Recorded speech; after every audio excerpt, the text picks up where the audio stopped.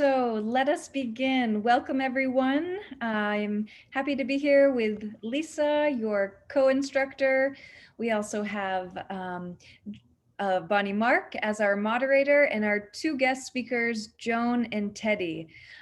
This is our final webinar of interviewing skills.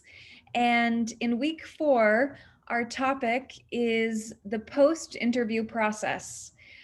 This really is a culmination of the 8 weeks of the WMI Online Academy, the job seeking webinar, the job seeking module, and also interview skills.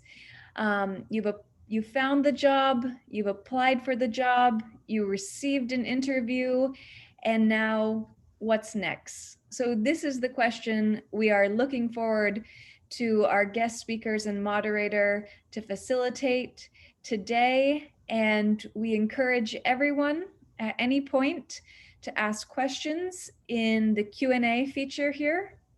And our moderator will make sure that your question is asked.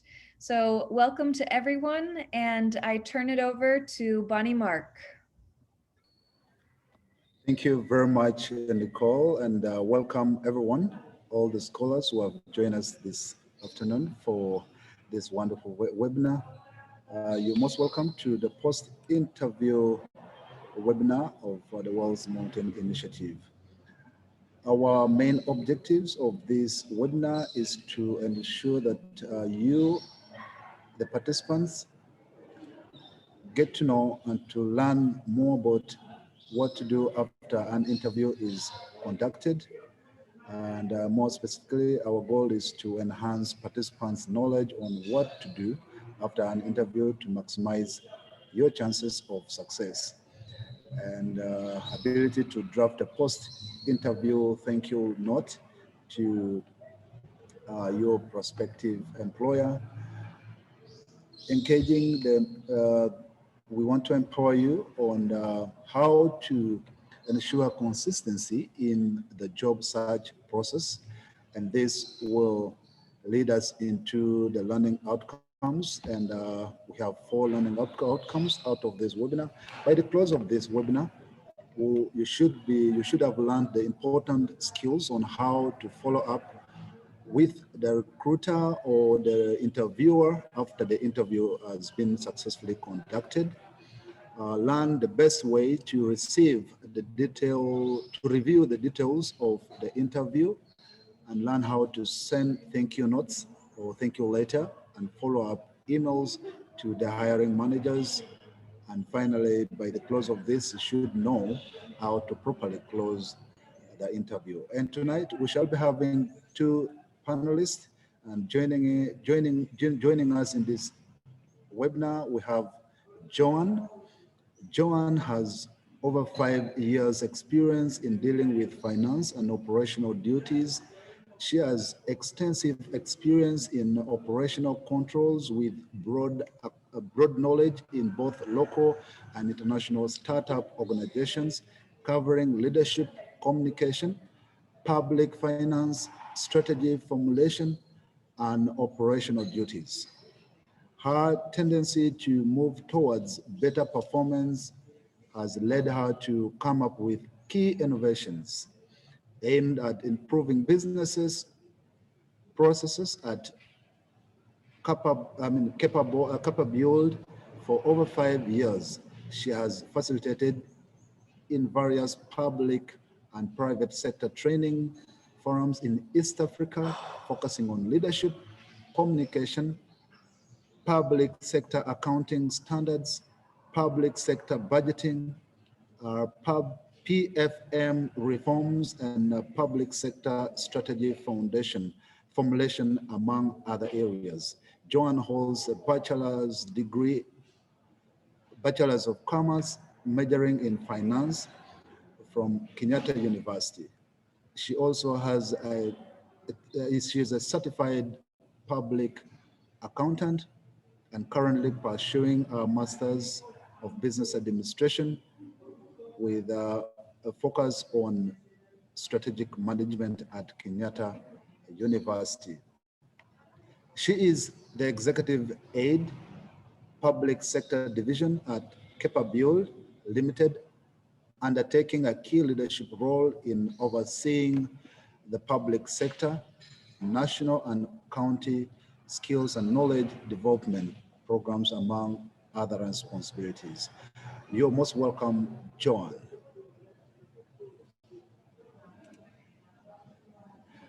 Our Thank you very second much, Bonnie, for that. And our second panelist this evening, we have Teddy Samu.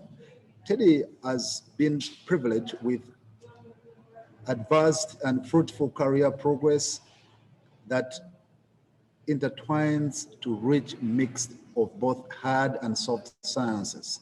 Despite initial interest and foundation are in chemistry, and that is a Bachelor of Science analytical chemistry. He found his true passion in educational research and management, course design, and people-centered design thinking. Presently, he is an experienced online and blended learning designer and educational researcher with a rich history of working in educational research and practice industry. He is skilled in research, data analysis, teamwork, leadership, and design thinking. Teddy earned his master's degree in educational science from Vrije University, Brussels, and was involved in various theoretical and practical research and innovation projects in multicultural context. Further, Teddy has been privileged to work as a course designer for IDLO, VUB. He has also been able to collaborate with VL, VLRIR, UOS, and several Kenyan higher education institutions investigating the quality of teaching and assessment in agriculture-related programs in Kenya.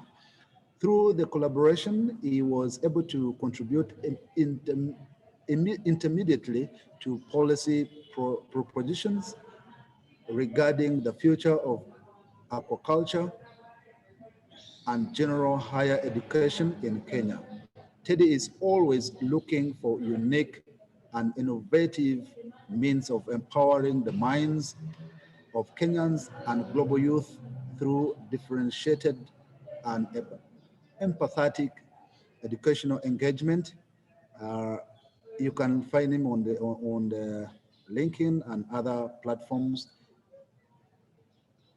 Teddy is engaged and is a professional, his professional engagement and other shared interests can be read online.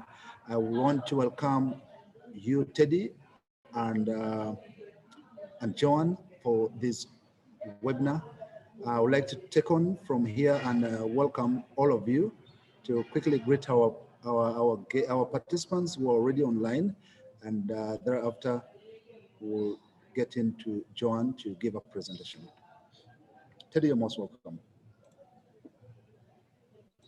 So thank you very much, Bonnie, for the wonderful introduction, and good evening to everyone. It's my pleasure to be here. So I'll be taking, I'll start us off in terms of just giving us the insights on how to follow up after a job interview. But I'd like to just give also my my colleague here, Teddy, just a minute to also say hello before we start off.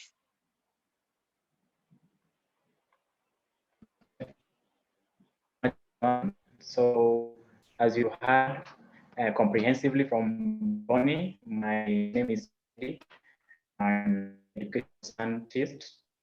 I'm an MSc in educational sciences, and with some extensive experience in the areas of educational research and management. So I'm really honored to be joining us for this presentation. I hope we make it a fruitful one, and I hope whatever comes through, we can share through the next 1 hour. Thank you very much. Back to you, Jim. And I think I can now go put my video off so I improve the quality of my audio, if you guys don't mind.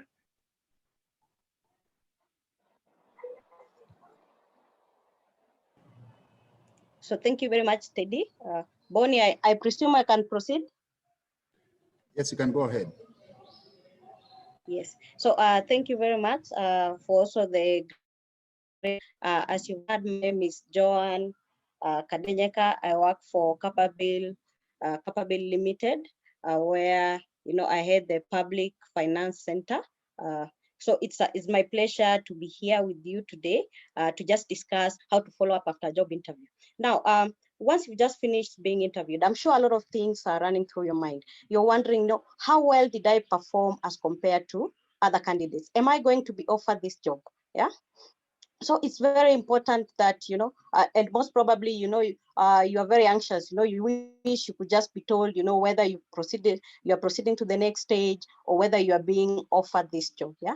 And of course, now you might also just be wondering, is it too soon to follow up? Yeah. Is it too soon to ask whether, whether I'm successful in this juncture in terms of am I being offered the job, or in case there are still a series of other interviews, you're wondering if you've qualified to go to the next stage. Yeah. So at the point where you're thinking about, following up after a job interview, there are a lot of factors that you need to consider. Yeah. Some of the things you need to consider are like, how soon should I follow up? Is following up, let's say, is sending an email 5 minutes after the job interview, does it seem I'm too anxious? Yeah. Or if I send, let's say, an email after 2 weeks, what does it communicate about myself? Yeah. You also want, another thing you need to consider is what medium of communication am I going to use? Is it appropriate for me to make a phone call? Is it appropriate for me, to search the name of the interviewer online, let's say on LinkedIn, on these social media sites, and just send them, an inbox and tell them, thank you for that interview? Is that the right way to go? I'm sure those are some of the questions that you ask yourself. And today we'll just be able to just dive a little bit into, what are the do's and don'ts when it comes to following up after a job interview. So as part of learning outcomes, out of this 1 hour that you're going to discuss, most importantly is that we want to empower you to improve communication skills, and of course, most importantly, for you to be able to know, what is the best way to follow up after a job interview. Yeah? So I'll not go through all the learning competencies there. So here I have a set of accelerator questions, and the purpose of these questions is to just jog our minds, to share our experiences based on the topic we're talking about today. So this question, I'll read through the 2 questions, and Bonnie will help me to just check if there are any volunteer, if there's anyone who would want to attempt to answer one of the 2 questions, and then we'll be able to just proceed. So the first question talks about what is the best communication platform to use when following up after a job interview. So here we are just asking, do you think making a phone call is appropriate? Do you think sending an email is appropriate? Do you think even writing a letter and posting the letter is appropriate for this case? And then on question number 2, we are asking, what do you think should be communicated when following up? Is it just going to be enough for you to, let's say, just send a quick email and say, or send a text message and say, thank you for the interview today? Is that, do you think that is enough? Is there something else you feel you should communicate when following up, after a job interview? So Bonnie, you can just help me check if there are any hands that have been raised, so that so that you can take any attempts before we proceed.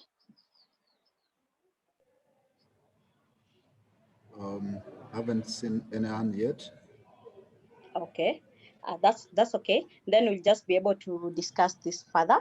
Sure. So so at the point where you're thinking that maybe it's appropriate for me to follow up after this job interview, what do the employers or what do the recruiters think about it? Yeah. So according to a survey which was done by yeah, it found out that 91% of employees like to receive follow-up thank you notes. 91% like to receive follow-up thank you notes. Yeah. But it's so sad that only 43% of these candidates actually send these follow-up notes. Yeah.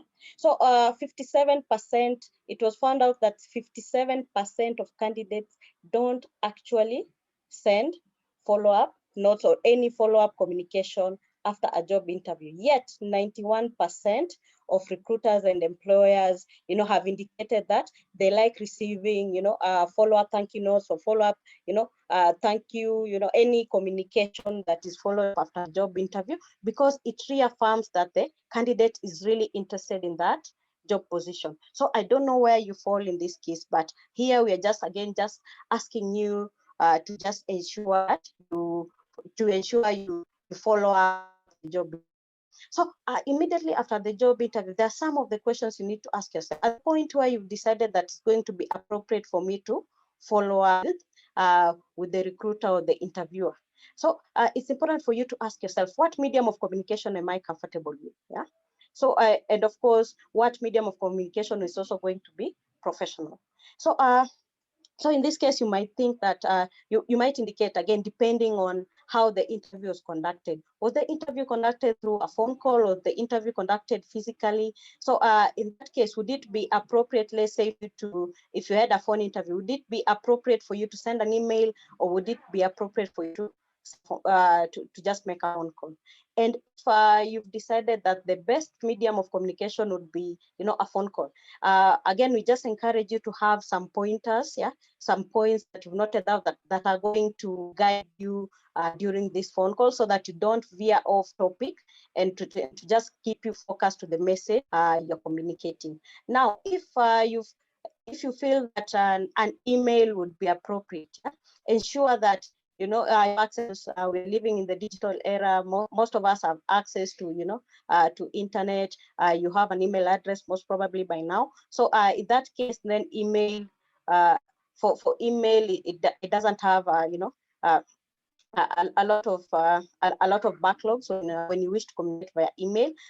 So if let's say you prefer sending a letter, you need to ask yourself, how long will this letter take to be delivered to, let's say, the recruiter or the interviewer? If this letter is going to be delivered, let's say, within 2 weeks, is that message still the message that I intended to communicate in following up after the interview? Is it appropriate when it is received 2 weeks later, or with the hiring manager or even the interviewers have already made a decision regarding the outcome of this interview? So it's important for you to just ensure that you select the appropriate medium of communication. Another question you need to ask yourself is, do I see myself working in this company? At the point where you attended, you were called for this job interview, and and you needed to prepare early in advance. I'm sure you did a lot of research to just check, what are the values, what are the values of this company, what exactly do they do,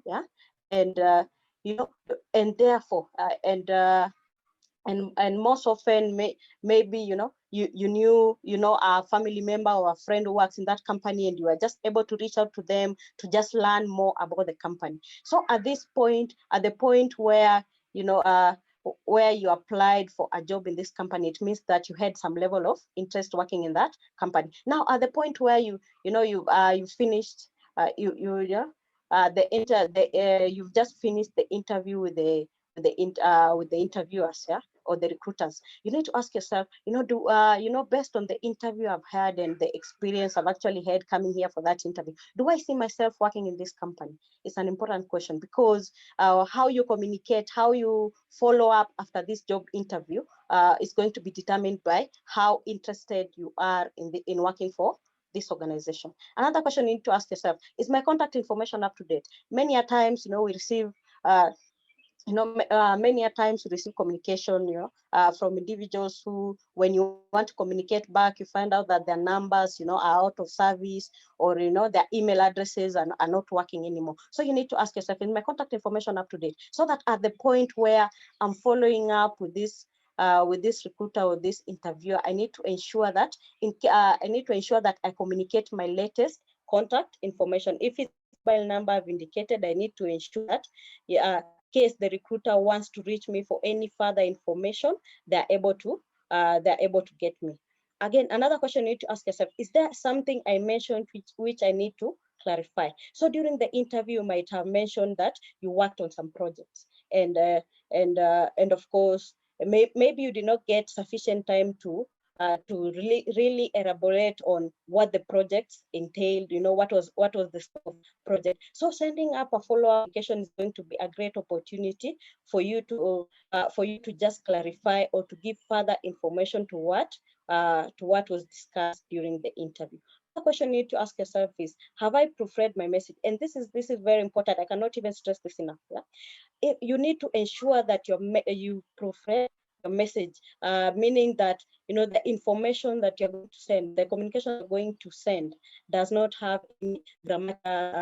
The communication is concrete. Yeah, the communication is consistent in terms of the flow of ideas. Actually, the flow of ideas is actually very clear. It's where the recipient of the message is able to understand what you're trying to communicate. And we even encourage that, if you think, you're not good with the grammar, or just indicating, or just drafting polite emails, you can have somebody assist you with that. Somebody can actually just proofread your message to just ensure that you've captured this element. So in following up, after a job interview, what you're really trying to communicate, number one, is that you are thanking the interviewer or the recruiter for taking their time, to just have that interview, taking their time to just share information about the company or the job position which you interviewed for. So it's up to you to just to just express appreciation for them taking their time out of the schedule to just to see whether you are an appropriate fit for that position, or even in that organization. It's what you're also communicating is that you're also communicating relevant qualifications in line with the job position that you applied for. Yeah? We'll be able to discuss this further. And of course, another thing is that you're also showing enthusiasm for the job. You're showing that you are really interested in the job. And of course, we're not saying that following up after a job interview is going to land you that job. We are not saying that it's going to land you that job, yeah, because most probably the recruiter or the interviewer already made a decision after that interview whether they think you are a good fit for the organization or not. But what you're trying to do here is that you're trying to show that you're really interested in that job position. So let's say you are two candidates and both of you came out very strongly, yeah, and one of you sends a follow-up email, any form of communication, and the other person does not follow up. Yeah, so the recruiter might think, person A shows interest in this job as compared to person B, and since both of them really came out strong, maybe it might be one of those factors that might actually land you that job. Yeah, so in following up, what you're saying is that you're trying to communicate that you're really interested in that position, and then what you're also communicating is details which are not covered during the interview. So most probably the interview, the interview had a time limit and you are not able to, to bring out important details about your qualifications, about, let's say, your education background, or even your previous work experience. And therefore, in following up, you are just getting, you're using an opportunity to communicate this information which was not previously covered. So here we are, again, you're just indicating, you need to include the follow-up communication. Number one, you're going to include your interest in the job and working for the company. You're just going to indicate that you're really interested in the job. You're interested in working for the company because of this and this reason, and you'll be able to look at that further in the next slide. And then you're also highlighting any relevant skills in line with the job requirement. So for example, let's say it's a sales and marketing job. One of the relevant skills is going to be communication skills. Yeah. So you might indicate in the follow-up email more information, more information about, how your communication skills, have actually, let's say, assisted the organization, or areas where you've actually had to highlight that you are really strong candidate when it comes to your communication skills. Yeah, you might be one of those employees, let's say in your previous workplace, one of those employees who opens up the organization meetings, is that you are the person who drafts emails, important communication to customers. Yeah, so these are some of the relevant skills which are going to indicate that which are important in line with the job requirements. Again, something else you're also indicating, you're also including is something relevant you wish to communicate, but of course you didn't get the time to, and we'll be able to look at that further.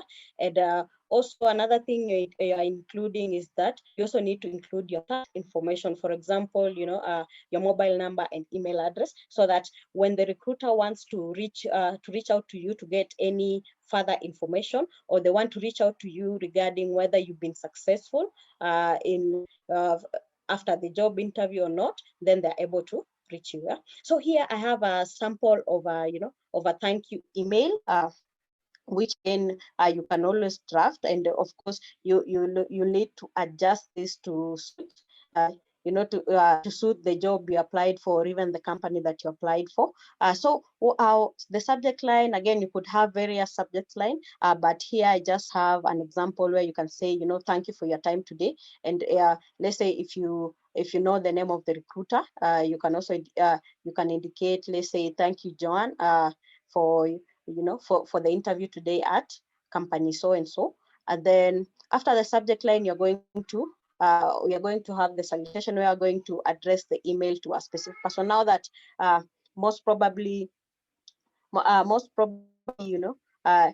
when you had the job interview, you were introduced, the interviewers, if there were several, the person who was interviewing you, so you probably know their name by now. So you're going to indicate dear, and indicate the name of the hiring manager or the recruiter or the interviewer, dear Joan, and then you move on to now to the email body where you indicate, I appreciate you taking time to talk to me regarding the position of.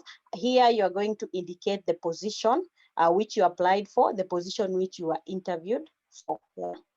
With, of course, you're going to indicate the name of the company there. And of course, you've also indicated whether it was yesterday, whether it was today, that needs to be clarified. And then you also just need to indicate, it was wonderful learning more about, for example, you might have learned more through the interview process, more about the values of the company. They might have told you that, at our company, we really value professionalism, and of course you see how you're going to contribute to that. You need to indicate there. Or even, let's say, during the interview, they might have indicated some challenges the organization is facing, and that is why they're recruiting for that position. For example, the organization might indicate that we are facing some challenges, let's say, in digitizing of our records, and therefore that is why we're recruiting for the position of a records management officer. This is now a great opportunity for you now to indicate indicate how your qualifications are go in line with the position you're applying for. Yeah, and you could also indicate any any strategies you have for the organization, having gone through, let's say, the website of the organization, any publications, any information before you came for the interview. You are so at the point where you've been interviewed, you might indicate, you might have discussed with the interviewer, a strategy like, let's explore this. You suggest that they could also explore this product, this service, and be part of revenue generating, a product or service for the organization. Therefore, you might have suggested a strategy, and therefore, and during the interview, you might have talked more about that strategy. So this is a wonderful opportunity for you to in following up, indicate, that strategy, the strategy that you discussed, and how your skills and experience, are going to help the organization in terms of implementing that strategy. Yeah. So there you indicated that it was wonderful learning more about, let's say, if it was the values, the challenges, or the strategies, which have convinced you as an individual that you are going to make valuable contribution given your skills and experience. So, and then again, this is a great opportunity for you to just indicate the skills which you think are relevant in line with that job or your experience, in case you didn't get a time to to indicate comprehensively some of the work experience that you would bring if if you are hired for that post. So this is also a great opportunity for you to indicate those experiences. And then on the next paragraph, you're going to indicate, find attach some details of the projects we discussed. For example, during the interview, you might have discussed you might have discussed, some projects. Let's say, I have a YouTube channel which has over, which has over 1,000 subscribers, where I just indicate, details about, where I could just have talked about, several topics, like leadership, like communication and such like. But here, here in line with the job requirement, you might be, let's say, applying for a customer service job. So in that case, then you're indicating that, you see, for a customer service job, I've been running a YouTube channel where, I talk about customers, how to make them happy, how to do this and this and this. So if I'm to join this company, let's say if I'm to succeed in this job, if I'm to be offered this job, this is what I'm going to bring to the table. This is the value that I'm going to bring as an employee. So therefore, please see, attach some of the projects, I've been able to do.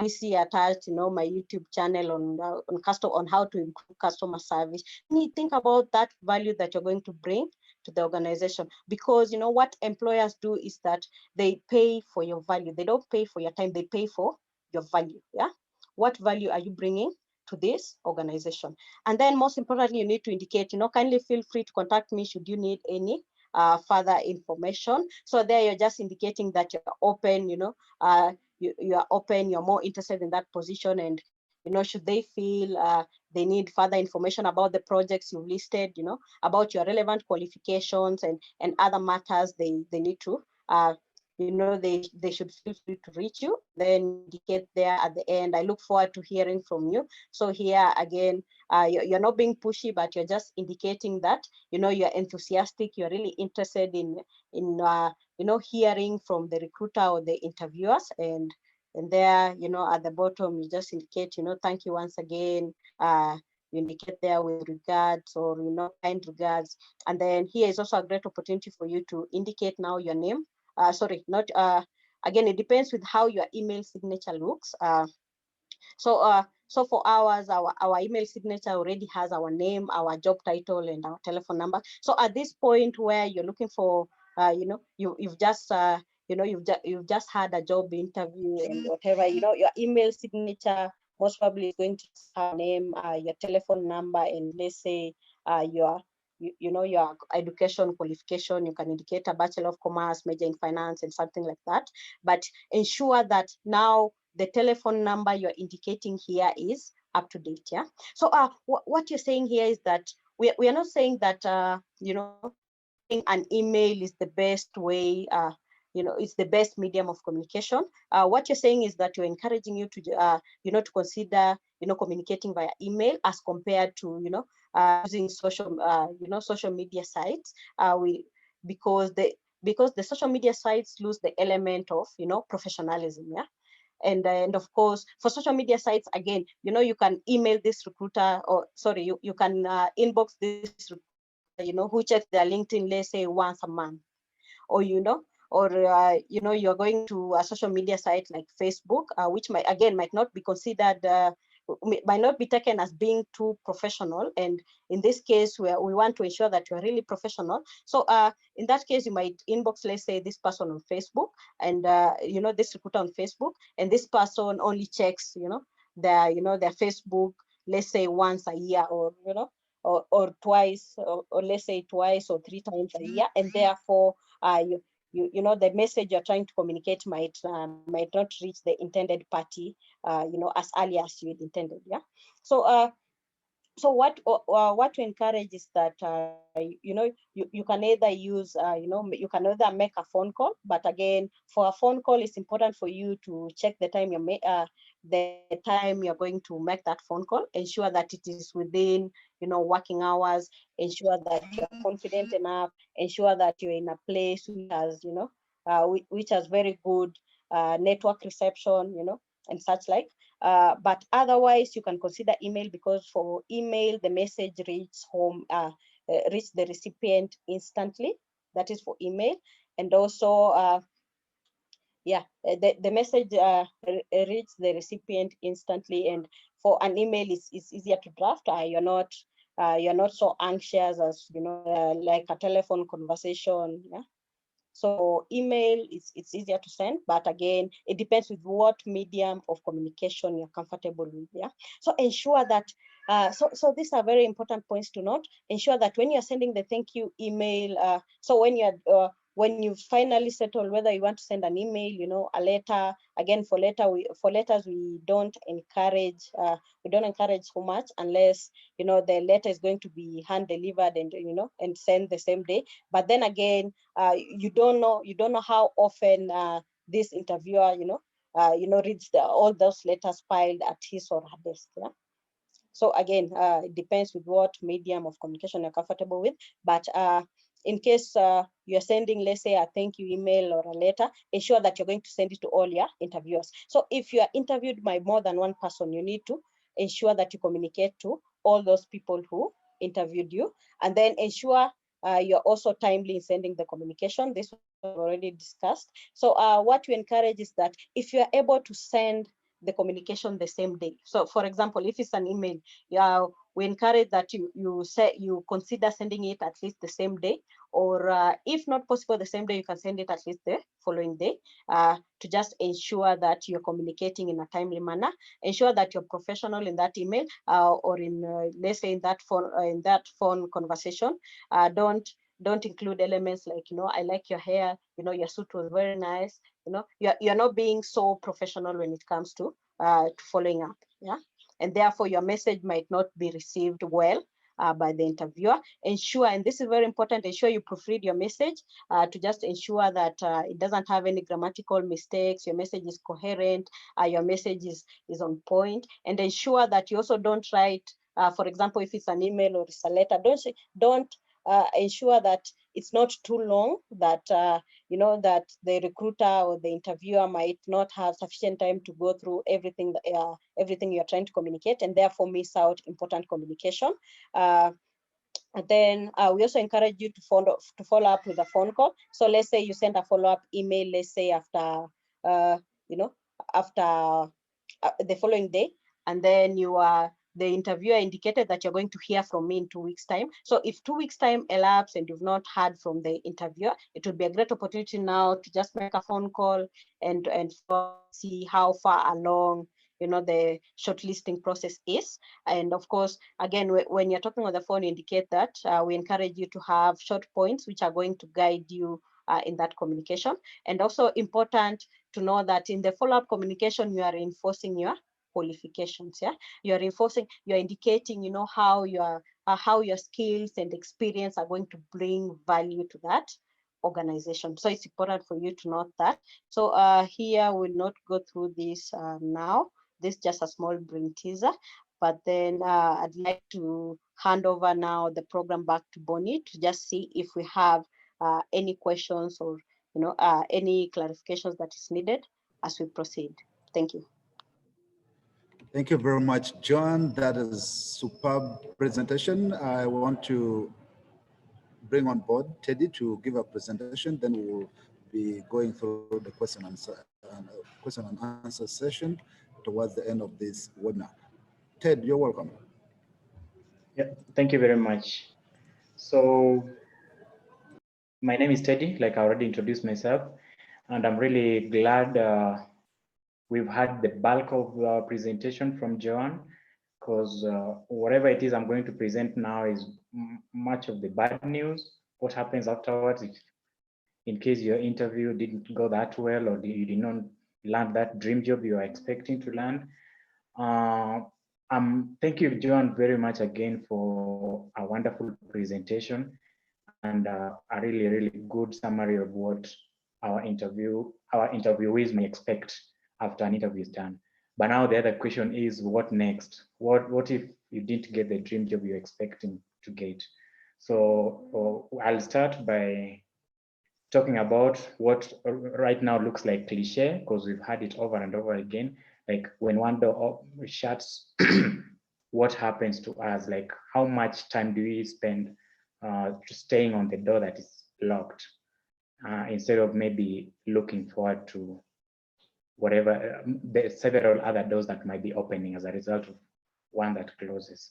So it's 2020, right? And 2020 has been characterized by what we now are nicknaming the coronavirus, the COVID, and all that good names. But if there is one thing 2020 taught us, is you can never expect 100% and get 100% all the time. So once in a while, you might not land exactly what you thought you're going to land. Maybe you're expecting your summer to be warm enough, but then it came around and it was drizzly and wet. What do you do with it? Do you stop living because the summer is not too wet for you? I think not. So let's just take a second and try to visualize what goes through somebody's mind when you are faced with some level of failure, which we face most of our times, maybe in really small capacities, but we must appreciate that other side of life. So we can move over to our next slide and talk about, thank you, talk about something that has been part of the scientific conversation for a while, a concept we now term the hedonic adaptation or hedonic treadmill. And why is this relevant for us right now? Sorry, I'm taking us too much into the philosophical stuff, but it's going to be important for us going forward. So back in 1978, there was this research that was done. Two groups of people, one jackpot winner, say you won a jackpot of say £1 million or $1 million. And then on the other end is somebody who had an accident. Then the researchers took these guys when they encountered the events, they win the jackpot and the accident, and then they gauged how happy these people were when these events, after a while, say a week, a month, they also gauged how happy these guys were as time moved forward. Can we try to guess which side of people were happier? I think out of just our intuition, we might $1 million winners, right? But according to these guys, they realized these people were not any much happier than the accident victims. And why would that be so? Why would somebody who just won $1 million be as happy or as unhappy as the person who was involved in an accident? And that is where we come to what we are calling hedonic adaptation. They agree that the researchers agreed rather that eventually, that is at the bottom of our slide, if you will, the thrill of winning the lottery will wear itself off. And when it wears itself off, you will be as happy as you were before you won, or even unhappier. And that is why we have that to the left, to the right of our slide, we have the vicious cycle of the hedonic trap, which, well, first you start with the desire, you need it so bad, then you get it, you adapt to it, and then you get back to being unhappy. You go back to desire. So it happens whether you're in the accident group or the $1 million group. Yeah, so we can move forward and say, still, what is the relevance of hedonic treadmill or hedonic adaptation to our interview situation? The relevance is when the bad thing, in this case, the interview situation that didn't go our way, when it happens at that moment, you feel like you're broken, nothing can go on from there. The interview will feel like it's really crashing at the time of the rejection. But then how long does it hurt? Like we've just seen from the experiment, the hedonic adaptation experiment, it doesn't last as long as we think. We are, our subconscious is quite stable to disappointment as it is to like aspects of success. When we are successful enough, we adjust to that level of success. When we experience some level of failure, we might adjust to start living that level of failure in a way that will still be as happy as we were before. So losing the job won't be as bad as we make it. The same way our paraplegics or the people involved in the accident did not feel as bad as they felt they will after a while. So I'll give us these presentations later and we can go through the hedonic concept and later on we might ask whatever questions we feel like. That's just a riddle, which we can again go through. You can take a screenshot and share your responses in the Q&A section maybe, or just in the chat section. So back to our interview. What do you do? How do you move on after an interview? We say again, we must experience rejection at some point, but then how do you respond to failure and move on? Our subconscious always tends to adjust to some level of to the failure we experienced, and then start bringing us back to where we are supposed to be. So first, we realize that interviewers will always respond differently to our interview. You don't go to an interview expecting to get the job automatically. It might happen, most likely, that's what we hope for.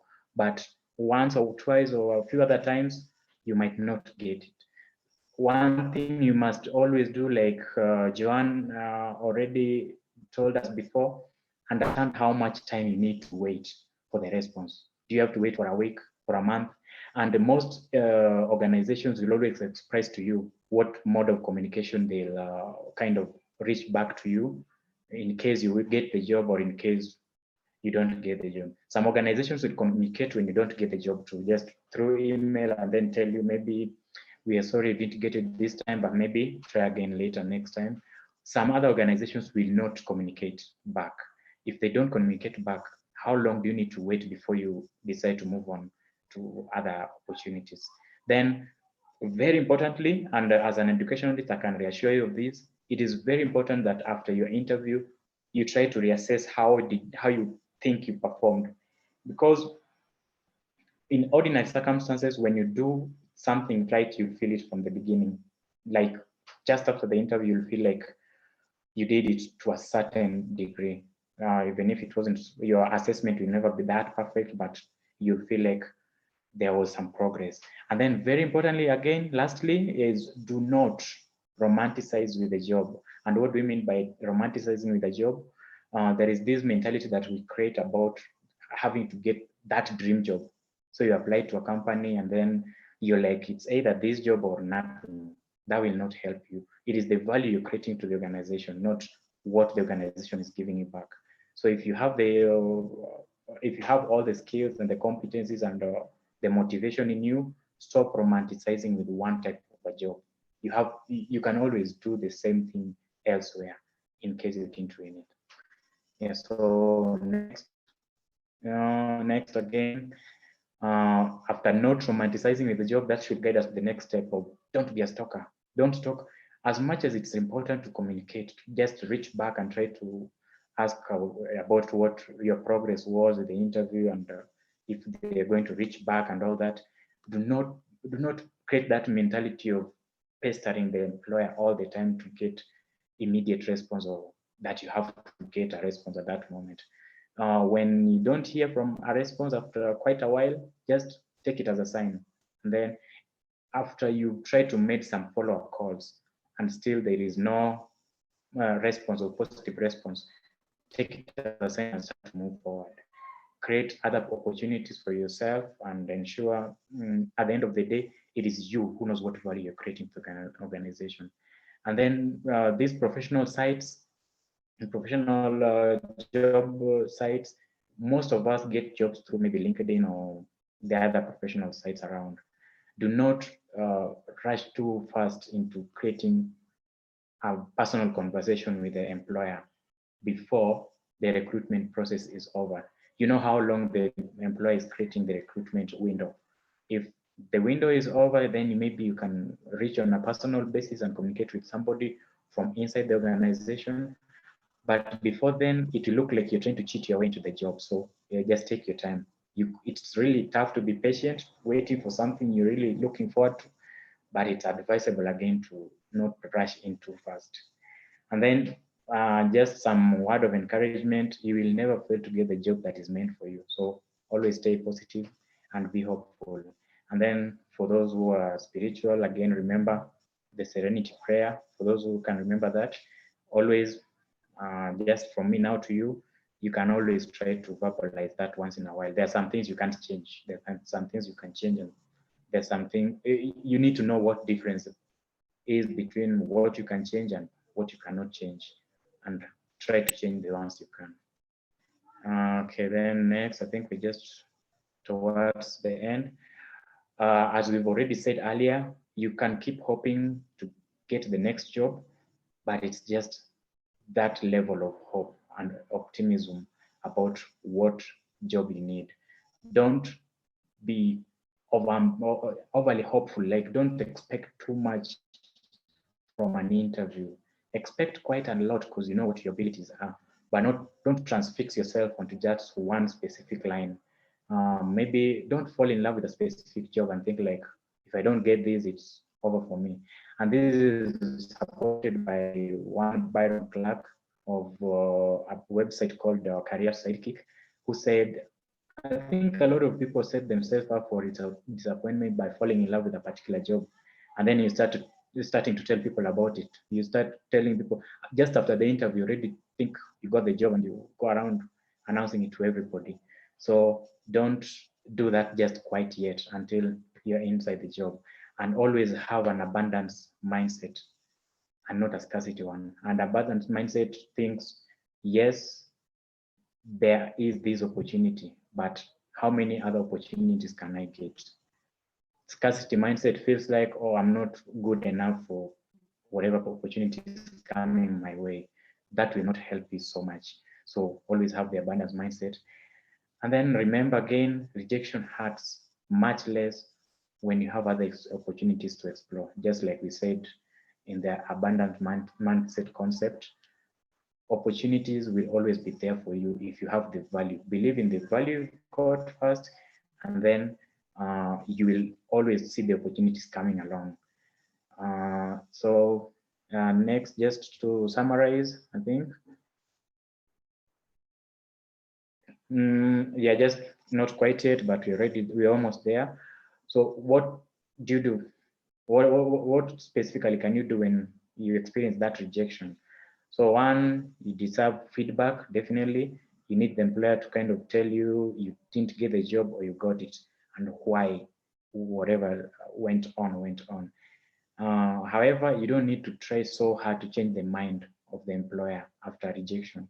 When the employer already expressed that or went silent maybe for over 2 months or 3 months, you don't need to keep pestering them. Like we said before, don't pester these people too hard into accepting you. Listen to constructive feedback and ensure you use it later in your future job search, but don't stay transfixed on what just one employer thinks. Remember, sometimes you don't miss the job because you're not qualified. Maybe sometimes you just miss the job because you are not the best fit for that specific profile of a job, but your profile can fit elsewhere really perfectly. So like again, rejections may never mean you are shut out of the company for good. You can always reach back to the company in one way or another. Most companies, when you fail their interview or their recruitment process, they will always open up a communication channel, maybe over email, just to ensure that you're always keeping in touch with whatever new opportunities are coming along. If you can keep in touch with whatever opportunities that come along, you may be able to get opportunities which are perfectly suited for you. And then we are human, right? We said there's the hedonic adaptation, but it doesn't kick in immediately. When you're disappointed at some point, it will hurt for a while during the disappointment.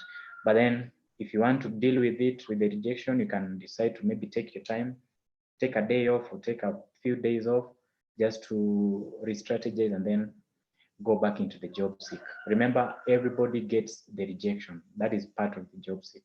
But when your job finally comes at some point, then it will be worth it. Yeah, then now we're almost there, don't worry. Finally, just our last remarks. As we said initially, the cliche, when one door opens, another one. When one door closes, several other doors open. But then we always stay transfixed on the closed door and forget to look around. Don't be afraid to take a day off when you're disappointed from your job seek. The hedonic treadmill again comes here, which says we possess that stubbornness to move on, which we sometimes don't recognize enough. Our subconscious is quite stubborn to disappointments and successes, the small successes. So always try to seek closure, and I will really insist on this. We need feedback to get ourselves comfortable under our skin because of maybe an opportunity that we didn't get. So don't pester the employer, but at least find a way. Like Joanne already tried to explore with us what opportunities, what ways we can use to reach back to the employer, whether we get the job or we don't get it. Let's try to explore these opportunities, get maximum closure from the employer if you can. If you find out the opportunities are completely closed for getting the feedback, then maybe you can decide to move on. And while moving on, remember it's easier when you don't romanticize with the job you found. You may be disappointed in the process. And then finally, remember our serenity prayer. So that is it from me. If there is any remarks or questions, I think we can address them later in the Q&A. So thank you very much for listening. Fantastic. Thank you very much, Ted and John, for those wonderful presentation. I would like to dive into question and answers. Our panelists kindly be sending in your questions for our participants kindly send in your questions for our beautiful, wonderful, fantastic panelists to respond to them. I want to ask this question that has come to my inbox privately. Someone asked, how soon should I send the thank you note or the thank you letter? I think John will take on this. And then this one is for you, Ted. What should be the maximum content pages a thank you note should have? As I go through other questions, I would like John to first answer that question, then Ted. So thank you, Bonnie, and thank you to our participants who asked the question. So in terms of how soon you need to follow up, whether sending an email or it's a phone call, it's recommended that it should be, especially when it's an email, it's recommended that it should be sent the same day, and latest it should go out the following day. So ensure your communication is sent the same day. Let's say if we are interviewed in the morning, so by evening you should be able to just send the if it's an email, the follow-up email, and then otherwise you could send it the following day. But it's recommended that it shouldn't be more than 48 hours. Thank you. Yes, Ted. Yeah, and Bonnie, I think you broke up a little bit. Did the second, did the other question deal with the length of the thank you letter? Yes. What is the maximum? What should the number of pages? Or let me just read through the question again. What should be the maximum number of pages a thank you letter should have? Okay, thank you very much. Just allow me to just briefly share my screen on one, just to answer that question. Okay, there it is. How we can see that.